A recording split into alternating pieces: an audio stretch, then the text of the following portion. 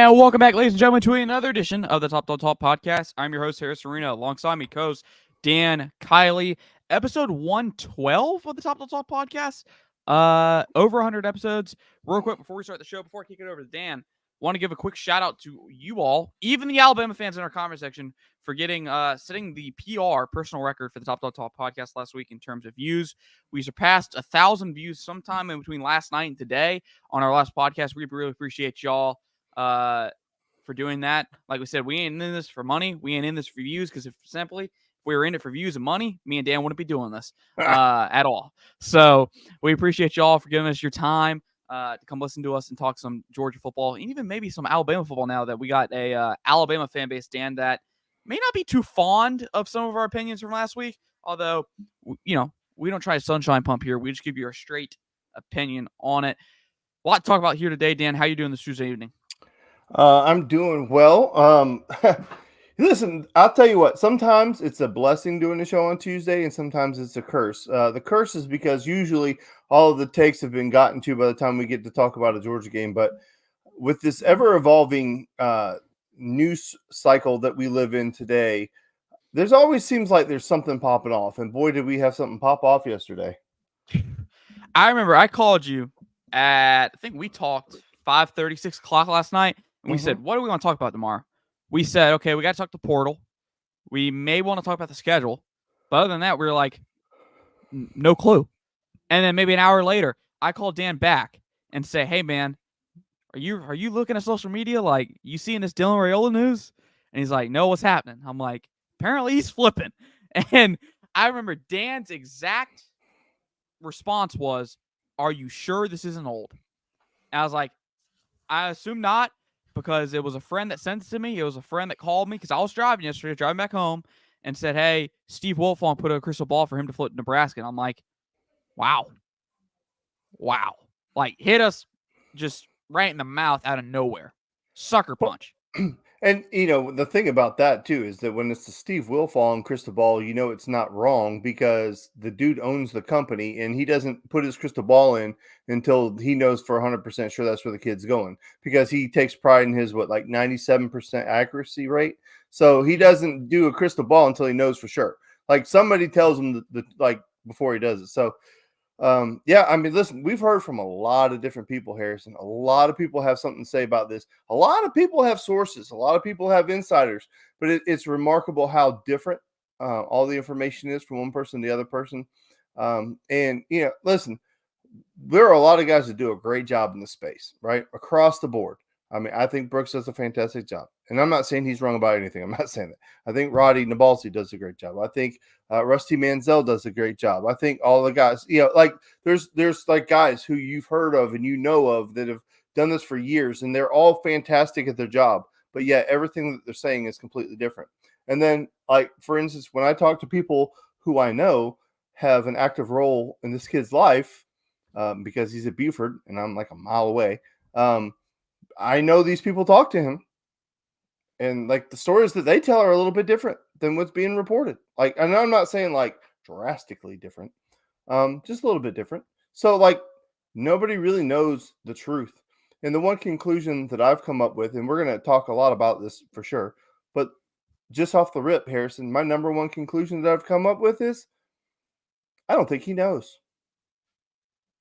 I'm not talking about what I've read today, Dan. He was supposed to be at Georgia this weekend. Yeah, he was supposed to report to practice on Tuesday. That was Rusty Mansell on the radio today on 92.9, his weekly show that he does with Sandra and Steak in the Steakhouse. Rusty came on the radio, and I know that's your boy. I know y'all have a relationship. He said, listen, when Kirby tells your butt to be at practice on Saturday, you're at practice Saturday. He goes, guess who's going to be at practice on Saturday? He pointed out Daniel Calhoun, the offensive tackle who's playing for a state championship either tonight or tomorrow night. I believe it's tomorrow night with Milton. Milton or Walton, whichever team it is he plays for. They're the same to me. But whichever. Anyway, the point is that he's playing a state championship game on Wednesday, and he is reporting to bowl practice on Saturday morning. So, I'll let you steal the headline, but that's Rusty said. That's it. That's it. Rusty's thing was hey, There's no writing on the wall. It's facts. If Kirby tells your ass to be at practice on Saturday and you decide to go somewhere else, it's because you're not part of the program. That's what Yeah. Rusty. Yeah. I mean, yeah. He was supposed to be at Georgia this weekend, but all of a sudden, it seems like in the last 24 hours, everyone's found out he's going to be in Nebraska on an official visit. I believe he's there now. And to me, there's no question now. Like, you don't get this much buzz and, no fulfillment of the buzz. Like, when you hear this late in the process, it's pretty much done deal by then. You remember, was it 2 years ago when in Travis Hunter and that Colorado buzz or the Jackson State buzz was picking up? We're like, okay, something's happening. And it actually happened. So, if we're talking about this back in September, it's different. And I'm like, okay, maybe something can change. But we're in December now, and we're 8 days away from National Signing Day, and this is all going down. So to me, and Dan and I exchanged texts over the last 24 hours of just sending individual board stuff that we read. And like you said, everybody has a different, like everyone has heard something a little bit different, but it kind of all comes together, especially the two things we sent. And I'm not going to reveal what it was. You can go find it on their respective sites and their respective boards. But it just all kind of, to summarize it, it's like, this is out of nowhere. Heard nothing about it until today. That's what it was like. The reaction was from everything I've read about this whole thing.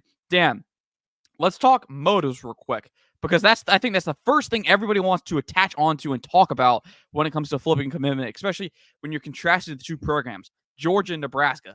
Georgia was the team that hasn't done anything in a decade now. I don't think they've had their last 10-win season might have been the last time they were in the Big 12 championship game. That's how long it's been. Georgia, obviously national title contenders. What is the motive here for Dylan Raiola? Well, obviously it's not, I want to go win a championship and I think I can do that in Nebraska. Now, he may think that, but Georgia's in position to win championships right now. Nebraska's not. Let's get into the second thing. Early playing time. That's the second thing. The second scenario you hear is he wants to play early and maybe he doesn't think he can do that at Georgia. Okay. NIL. There's another one there. And then we got family ties. There are family ties there. We have Donovan Raiola, his uncle, is the O-line coach there at Nebraska, who obviously just, I sent it to Dan. It's public information now. He got a raise this offseason. So congrats to my man. But, I mean, Dan, to me, when I see people come on the timeline and say that this is about playing time, they're going out there and getting Kyle McCord out of the transfer portal. Like, to me, this doesn't feel like, and you said it best, if anyone wants to come out here and tell me it's about playing time, I'm calling BS on it. Well, that's 100% because that one of the main things that we've heard is that it has to do with playing time. That Carson Beck is coming back, and that he was, I read where he was promised playing time immediately as a freshman. That's I call bullshit on that, because that's never happened with Kirby Smart as the head coach of this football team. He's not promised anybody anything. He's 100% the opposite. He has gone public saying it's very hard for freshmen to play here, right? Like, did Malachi Stark start his first game? No. I don't believe he started the first game, but he sure did play in it. And by week 2, he was starting. He started. But he was one of those. He was one of those where he was so damn good there was no way you could keep that kid off the field. I mean, Absolutely. His talent just leaped off the page. And there are freshmen that can contribute. Jacob Eason didn't start, his freshman year. It was after Grayson Lambert lost the job. Yeah, 100%. But my point is, I don't believe for 1 second, not for 1 second, that Kirby or anybody on that staff, Monken or anybody, told him, "Oh, you'll be the starter here from day one." I don't believe that. And maybe I'm wrong. I'm not in the room. I don't have a personal relationship with those coaches. But knowing what we know about those coaches, and Harrison, you agree with me, and I know you do because you've told me that. There's no way that he was promised playing time immediately, like that he's going to be a starter day one. That's not true. And then the other is that he was upset that Georgia would potentially bring in a transfer quarterback if Carson Beck left to compete. Okay. Well, that's the exact same scenario that's going on at Nebraska. So again, I call bullshit. Like, I don't get that. I don't get it. I'm not sold on it, Harrison. So, I think the early listen. Do I think he was promised a chance to compete? I'll buy that. I think Kirby 100% told him everybody competes at Georgia. If you come in and you're your best player, you'll play. Whether that's true or not, I don't know. But can I hear Kirby saying that? 100%. If Carson Beck comes back, there is no competition. You are not starting over Carson Beck. I don't care if you are Patrick Mahomes in full form when you show up here at the University of Georgia. You are not starting over Carson Beck. And that's the grave I'm going to stand on, or the hill I'll stand on, and I'll die defending it. I know Jonathan Jeremiah, you in our conversations, you always say Kirby's about competition. He's going to play the best player. Not in that case. If Beck were to come back and he were to show up, he could be better than Patrick Mahomes right now. He's not starting over Beck. I agree. Okay. No debate here. There's no debate here because I'm with you. As you talked about at the beginning of the segment, Kirby has never started a freshman, especially at quarterback, from day one. Never. Jacob Eason started, I think, week 2. I don't even know if then, but he didn't start. He didn't start that game. Jake Fromm waited until it was after Jacob Eason got hurt. You know, he didn't make it. Yeah, like you said, second game. DeJuan Mathis wasn't a true freshman. Obviously, that lasted just 7 drives, and then he was pulled. Stetson Bennett. Carson Beck had a chance to start against UAB. Did not. Stetson Bennett. And we're here now with Carson Beck, and like you said, he is the undoubted. If he comes back, he is your quarterback next year, no matter what. But yeah, there's just a lot of like excuses being thrown out there as to why this happened, and it's just not sticking for me. Playing time, if they're not going, always believe in Alabama. There we go. Hey, we appreciate you. We appreciate the Bama fans for showing up again for week 2 here, even though we're not talking Bama. Hey, but let us know. Always believe in Alabama. Let us know your thoughts on the Dylan Raiola news, because we are a fan interactive show. They are loving this, by the way. Yeah, I bet they are.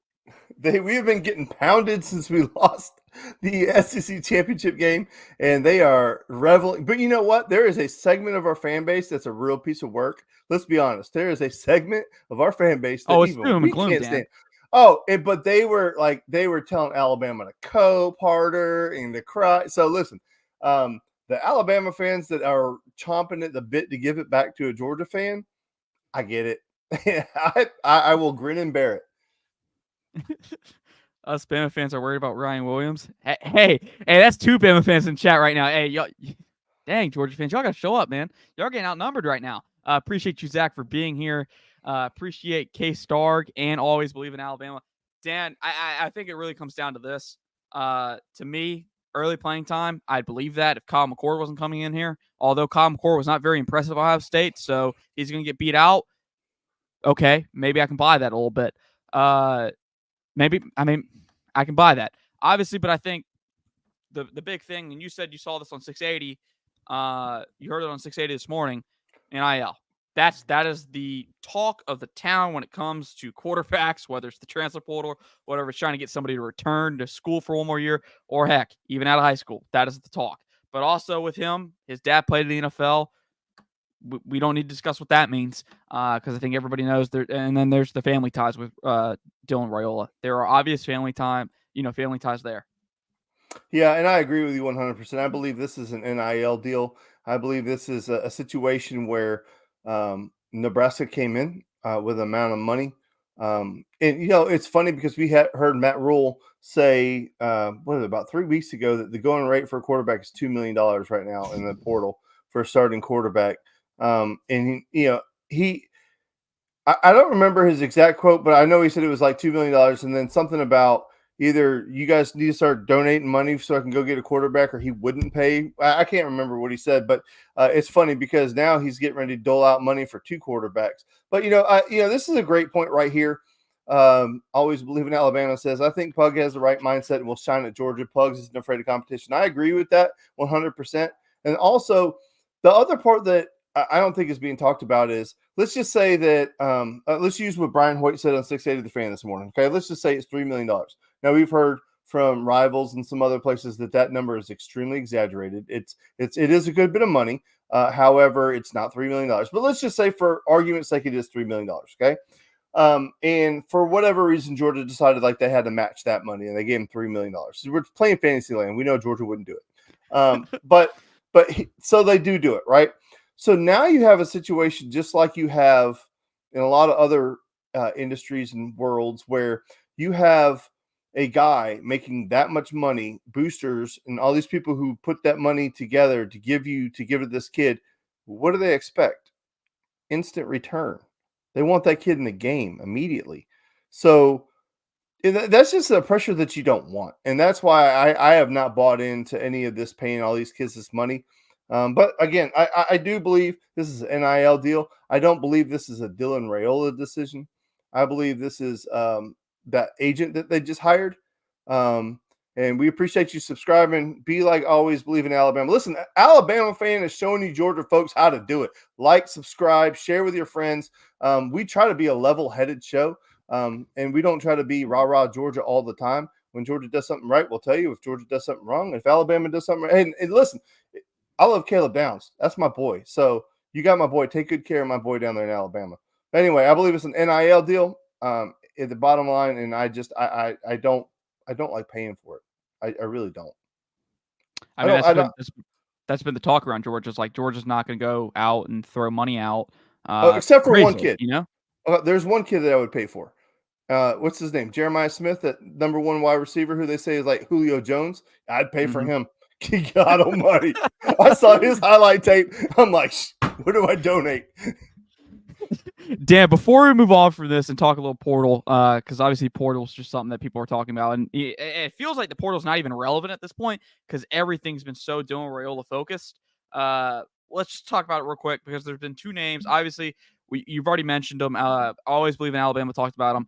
Ryan Puglisi, obviously still committed to University of Georgia. Actually signed with the University of Georgia, I believe it was yesterday, and is getting ready to enroll this winter and start bowl prep with Georgia. Obviously, he's still committed. There's another guy, and if you go on the Twitter sphere, Dan, and you scroll through the timeline, Coulter Ginn. You're probably more familiar with this guy than I am. I read that he was a 2026 quarterback. I want to say he holds a preferred walk-on offer, but he is this year's class. Rivals mislabeled him.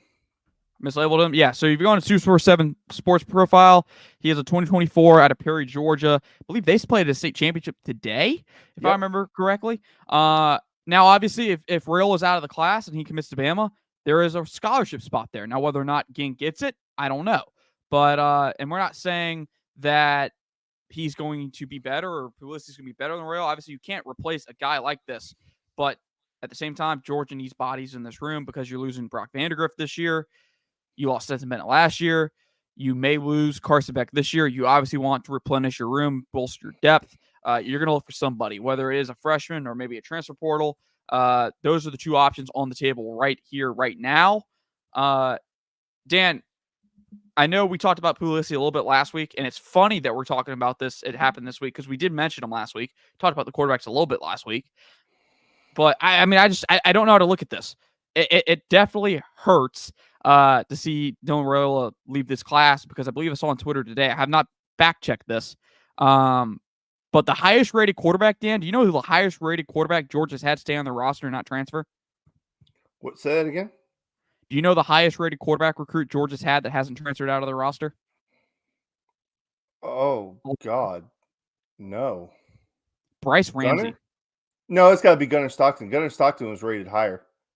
I believe I saw it on Twitter. I believe Bryce Ramsey was. I remember him coming out of high school. Although I was very young, he was rated very highly coming out and didn't transfer. Stayed at Georgia for I believe all 4 years.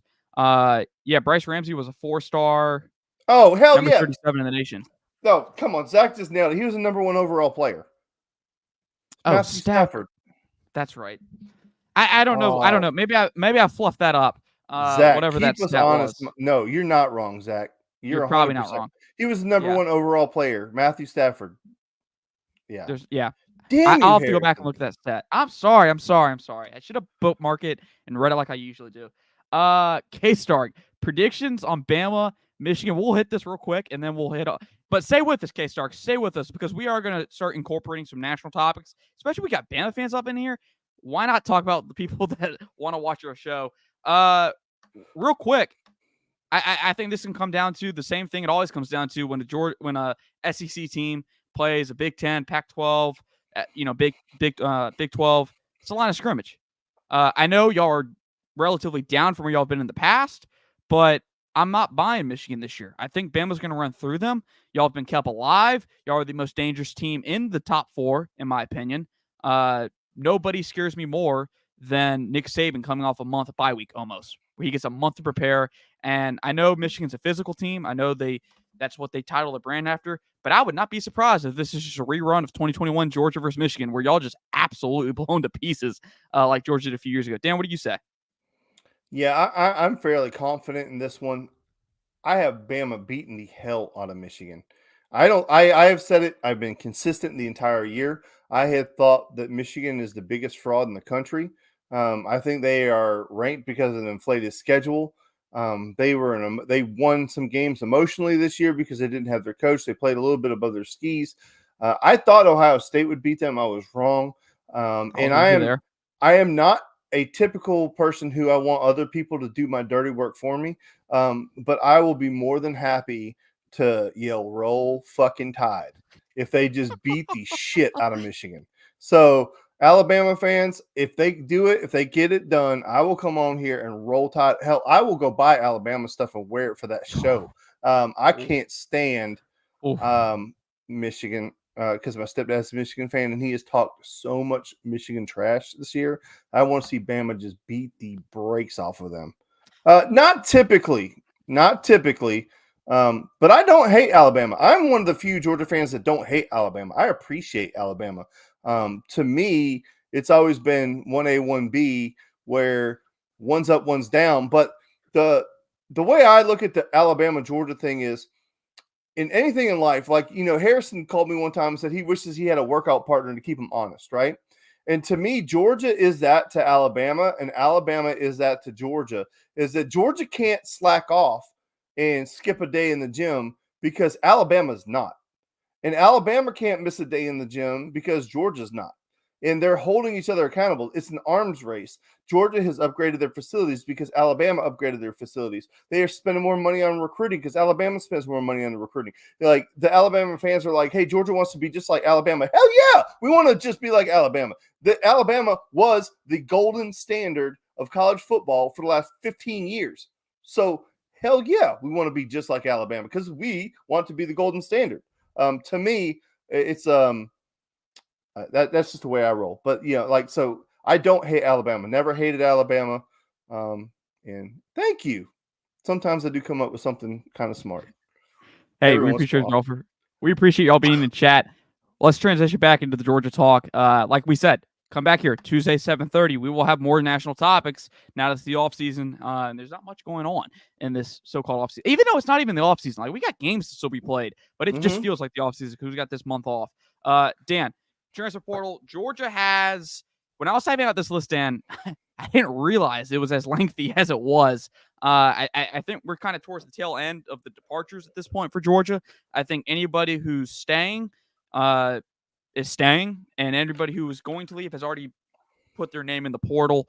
I have not counted up all these, but I would assume it's around 15 to 20 names in the portal. We were told to expect 17.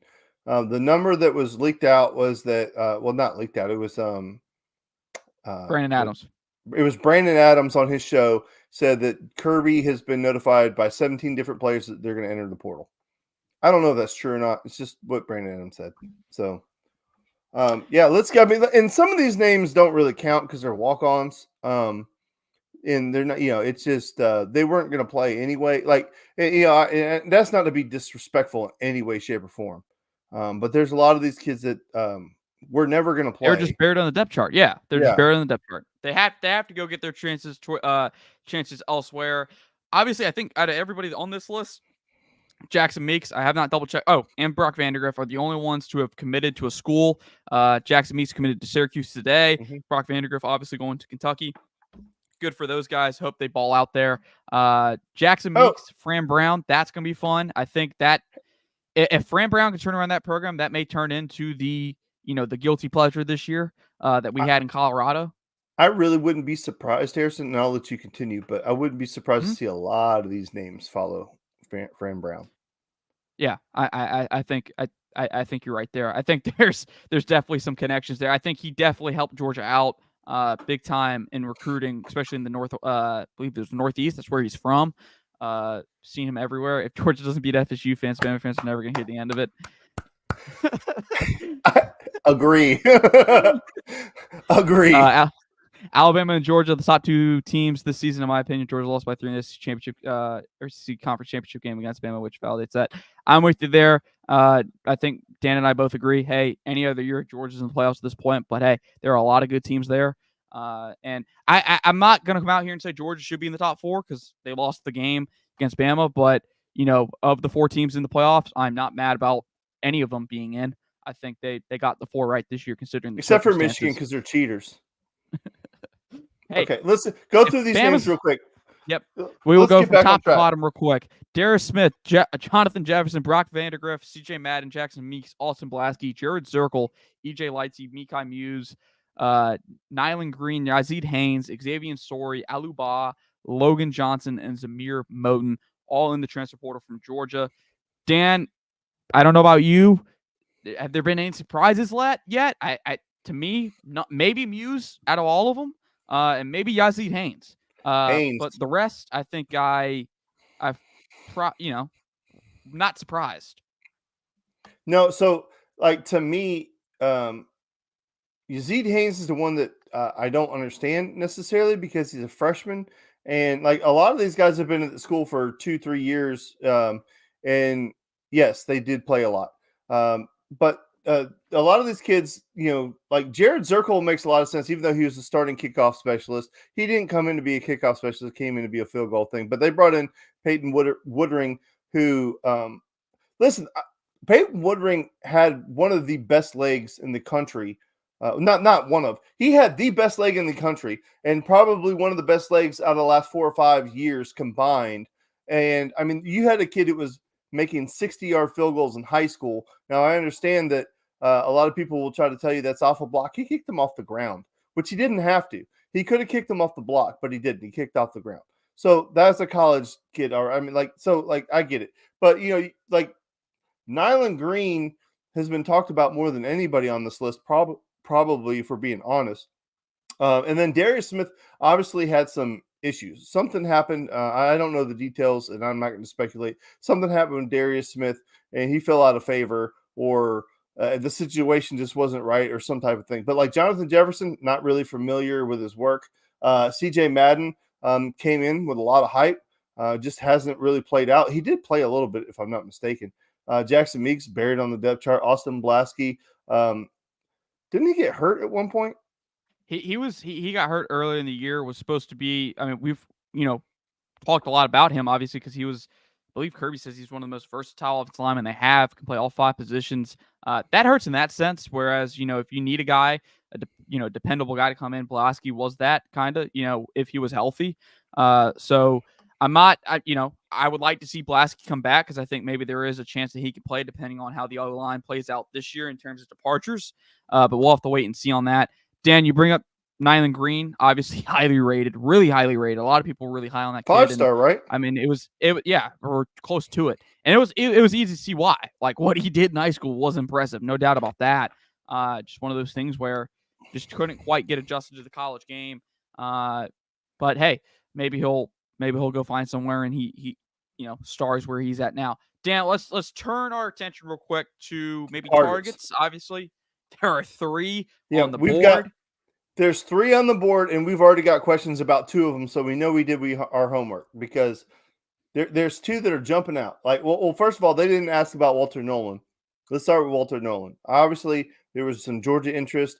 Connected dots makes a lot of sense. However, Colorado's putting in a lot of push. NIL, so USC's putting in some pressure. I don't know where Georgia falls on his list, but he's definitely a good football player. What do you think about Walter Nolan?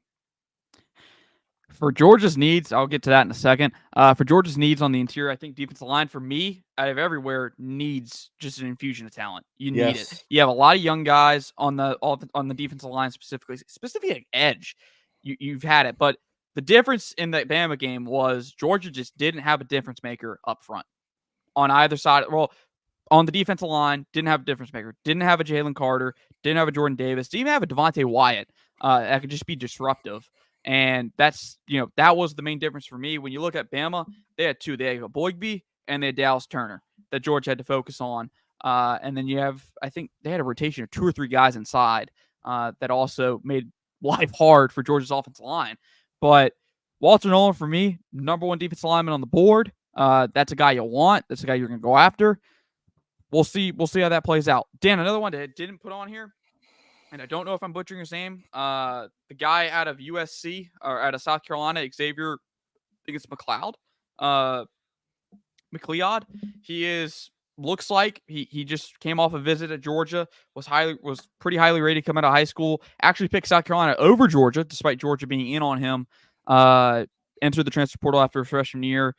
Looking at Georgia, it sounds like maybe he could come to Georgia at some point. Another defense, I believe he's defensive tackle, come in there, 6'4.5", 325 pounds. Obviously, kind of what you're looking for in the size there up front. Another one, Dan, I think these are the two that we're going to be talking about more over the coming weeks. Trevor Etienne and Landon Humphreys. Obviously, a running back and a receiver. And let's go ahead and hit this right on the hammer. Dan, what do you say? For me, Trevor Etienne makes a lot of sense. Now, is he? I don't think anybody in the country would say that Trevor Etienne is like an elite back where he's like the number 1 back in the country, but he comes into a really healthy running back room that needs a little bit of help, right? He is a very strong runner, short, compact, maybe not the breakaway speed that you would want to see. He's not his brother. That's the thing is he's not Travis Etienne. They're not the same guy, right? He's a little bit different. He is a quality running back, SEC tested, SEC caliber, can hold up an SEC workload. He has a lot of tape to look at. I think that would be a transition made in heaven where I don't think he would. My point is I don't think there would be a transition. I think he steps in here, contributes right away. I think he would be a great addition to that running back room. What do you think about Trevor? I'm in on him. I texted in our group chat when Raheem Sanders entered. I was like, ooh, I wouldn't mind that either. Because I remember Raheem Rocket Sanders out of Arkansas. Okay. That kind of exploded onto the scene maybe, I believe it was 2 years ago now? Sam Pittman's first year. Had a big year over there in Arkansas. I wouldn't have minded him, but hey, Trevor Etienne looks like he's trending. The buzz has been Georgia since he's entered the portal out of Florida. I think, like you said, fantastic fit. Would love to get him in Athens, see how we do. As for how many receivers do you see Georgia taking in the portal? Me personally, as many as you can get, as many quality guys as you can get. Obviously, it's dependent on Ladd McConkey, as you ask here. If McConkey comes back, I think that takes a spot. If he doesn't, then that opens up a spot for you to go get a guy, go get a difference maker. Because I mean, Georgia has several even. The name that popped up the other day, I guess like 2 days ago, is Julian Fleming, the wide receiver from Ohio State, which would be a great get. I believe he was a 5-star kid, if I'm not mistaken. Yeah, so Fleming, but apparently he hasn't lived up to the hype. But then further discussion has come out that he's a package deal with McCord, that they're buddies and they're going to go somewhere together. So we are not in on McCord, not to my knowledge. It wouldn't make any sense for him to come here. So if they are a package deal, I guess that doesn't work out. But let's get to the name Landon Humphreys, who show of hands of people who knew who the hell this kid was before the Georgia game. Because if you raise your hand, you're lying. But he's basically Ladd McConkey, taller and faster, which, it's hard to believe that he could be faster because Ladd's pretty fast. And that's the one thing that we've kind of joked about on the show all year long is that people say he's sneaky fast or deceptively fast. We're like, no, you're saying he's white because he's fast. And he's fast no matter, like, if he was black, you would just call him fast. So let's just call a spade. He's white. He's a white receiver. Well, this kid is a track star. He's really fast. And on the very first play of the game against Vanderbilt, he took it to the house. And if you don't think Kirby looked over at somebody and said, get that kid on speed dial, that's exactly what happened. And apparently that's a lock ready to happen. I think out of all the transfer portal guys, I think that's the one that we can lock up and say that's pretty much a done deal. But then again, the other thing is with the Trevor Etienne thing is that has not been a well-kept secret. From the minute the season ended, there was not whispers, there was talks that he was coming to Georgia. And all the people that we know that do this for a living basically said, well, he's not in the portal yet. But they never said, no, that's not true. They just said, well, he's not in the portal yet. So I think if we could get 3, right, only 3, which we'll take as many as we need to, but Nolan, Etienne, and Humphreys, and I guarantee it. There's plenty of people across the country that would love to have 2 of those 3. But I would love to have those 3 in this class. That'd be a really good job out of Georgia. But you're right. Biggest need, and this is kind of where I think we should wrap up the transfer portal is, like Georgia has playmakers, but we've got to get better on the defensive line. I think that was the biggest difference between our great defenses of 2021 was we didn't have Jalen Carter and we don't have Jordan Davis. Now, granted, those guys are 1 in a million, and we just so happen to have 2. Trees. Yeah. Right. But I mean, how crazy is that to think that we had 2 at the same time, which, is not unprecedented because we had Seymour and Stroud here at the same time. And that was the equivalent of Carter and Hall, because go look at what those guys did. I believe they're in the Hall of Fame now in the NFL, and they were both first-round draft picks. And we had them both here at the same time. And then we did it again 2 decades later with Hall and Carter. So it's crazy to me that one program can have that, but it is what it is. So my biggest need is defensive tackle, interior of the defense, build up through the middle, because we know we have a ton of speed on the outside. We've just inside out, baby. Yeah, build inside out. Mm-hmm. Edge rusher, you got a lot of freshmen there from this past year. A lot of incoming freshmen at that position from this past recruiting class. Obviously, saw some playing time, but no, one difference maker, and that's been the big difference. You see it when you turn on the tape that Georgia just didn't have that guy that could say, okay, who are we double teaming? Who are we drawing our attention to? You'd probably say Mykel Williams. I think most football savants would say, yeah, it's going to be Mykel Williams. But to me, there wasn't one guy that you could say, okay, we got to double team every single time. Jordan Davis was that. Jalen Carter was that. Devontae Wyatt, if he was by himself, probably would have gotten some double teams if he wasn't next to Jordan Davis and Jalen Carter. Dan, hey, can I tell you one thing? No, can I tell you one thing before we go? If Mykel Williams enters the portal, I'll cry. So there's a lot of people trying to say that he's going to enter the portal. And the other one, the other name that we keep hearing that could enter the portal is my guy on the edge to go to FSU where his dad played, Marvin Jones Jr. Marvin Jones. I would be upset, but if either one of those 2 guys go in the portal, I'll be really, really disappointed, and I possibly would cry. Dan, blind draft time. What do you got this week? We did. All right, let's go. I got you one. Right. I got you one last week. What we got? Okay, so this one's going to be fun. It's not too serious. We appreciate you always believe in Alabama. Hey, listen, guys, we are 5 subscribers away from 100 subscribers to the show. If you could do us a favor, like, subscribe, share with your friends. If you do enjoy it, tell them that we're not terrible, and check us out. We would love to get over 100 subscribers on the show. That would be the first benchmark that we set for ourselves together was to get over 100 subscribers. It's only taking us 100 shows, but let's go. All right, this week's blind draft for Harrison is we're going to go 6 spots. Okay, so 6 spots, and I will write these down. We are going to go and obviously I've left some names out of this, but NFL quarterbacks. Current NFL quarterbacks. Man, there's six of them, and you are going to rank them from best to worst. Okay, so your best quarterback on this list is going to be number 1, and your worst is going to be number 6. And I want to see how you evaluate these guys in a blind draft style. Okay, so I guess we won't put them up on the screen because I'm not doing all that, but we're going to go. All right, go ahead. Real quick, let's hit this real quick. Georgia's at the point where you plug and play NFL talent all over the field for early use, doesn't do a single negative thing to Georgia except drop the recruiting class. I think you're right there. Nick Belser, appreciate you for tuning in.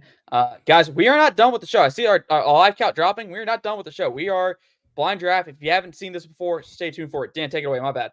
All right. So blind draft time. 6 spots. Remember, there's 6 of these. So top NFL quarterbacks. Number 1, Josh Allen. Where do you put Josh Allen? Ooh.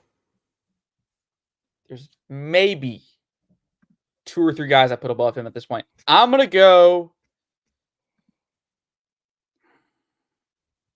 2. I'm going to hedge my bets and say, the guy that I'm thinking of that I'd put above, 2. All right. Number 2, Justin Herbert. Mm. Remember, there's 6 spots. I'm gonna go 4. Okay. All right. Number 3, Dak Prescott. Over career or just this season? What we base? I should ask that at the beginning. Right now, currently, what are they saying in the league hierarchy right now? Screw it. Put him at number 3. We'll do it. Sorry, Zach. Dak. All right, here we go. Number 4, Patrick Mahomes. Number 1, baby. Let's go. All right. Number 5, Desmond Ridder. Whoo! That's a 6. I'm happy with that one. I am happy at that one. And number 6, Lamar Jackson. Is it I'm number happy 5? with it. I'm happy with it. So Harrison's NFL blind draft is the number 1 quarterback in the NFL is Patrick Mahomes. Number 2, Josh Allen. Number 3, Dak Prescott. Number 4, Justin Herbert. Number 5, Lamar Jackson. Number 6, Des Ridder. You know, if I had to switch it, Lamar Jackson would definitely, as of this season, he might be making a case for number 2. He's been playing pretty well. He's improved as a passer over our guy, Todd Monken. Obviously, Josh Allen's had some turnover troubles. Dak Prescott's playing out of his mind. Justin Herbert, get well soon, buddy. Broke his index finger. Desmond Ridder, it's been a good ride. It's been a good ride. Dan, bye, Des. It's been a good ride. So, hey guys, we appreciate y'all for tuning in. That's the blind draft. It's not always football related. We've done cartoons. Dan has brought me cartoons before. We've done, what else did we do? Have we done snacks?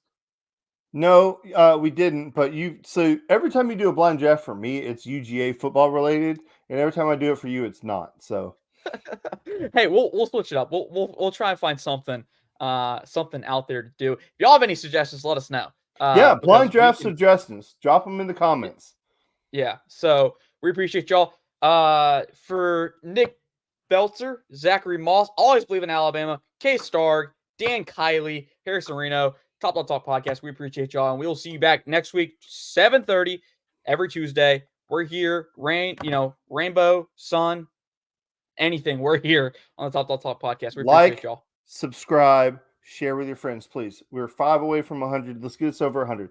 By the time we go live next Tuesday, let's be well over 100, please. Bama fans, I'm sorry to do this, but this is how we close up the show every day. Dan, you know what to say. Go Dogs.